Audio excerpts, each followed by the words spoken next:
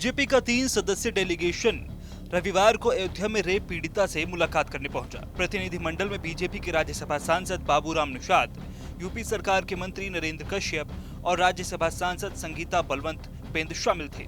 प्रतिनिधिमंडल ने सबसे पहले रेप पीड़िता की मां और बहन से भदरसा में उनके घर पर भेंट की।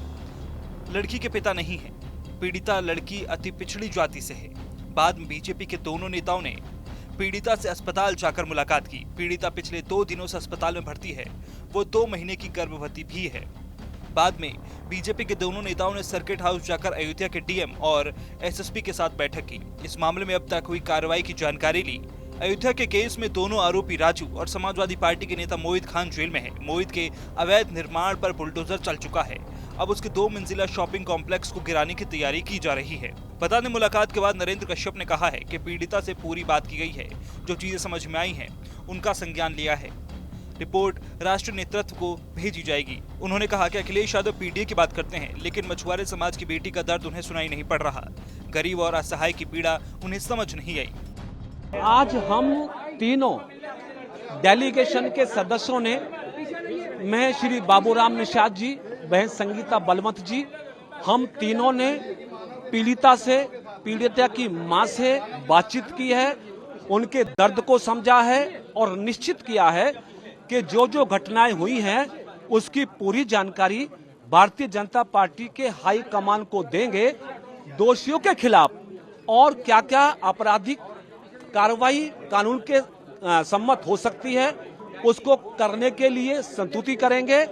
और अफसोस इस बात का है कि इतनी बड़ी घटना हो गई, गैंग रेप हो गया, बच्ची की उम्र 12 साल है, प्रेग्नेंट है, उसके बाद भी समाजवादी पार्टी के नेता इस बड़ी घटना पर राजनीति कर रहे हैं। हमारी बच्ची के नार्को टेस्ट की बात कर रहे हैं, डीएनए की बात कर रहे हैं, पंचायत की बात कर रहे हैं।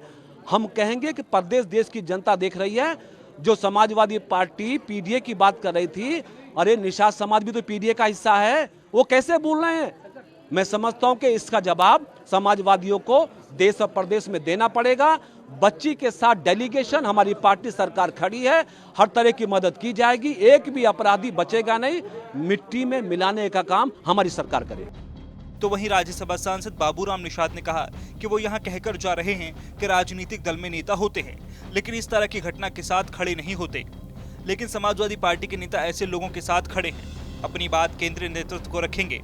3 सदस्यीय दल साथ में है, राज्यसभा के माध्यम से ऐसी सोच रखने वालों को बेनकाब करेंगे।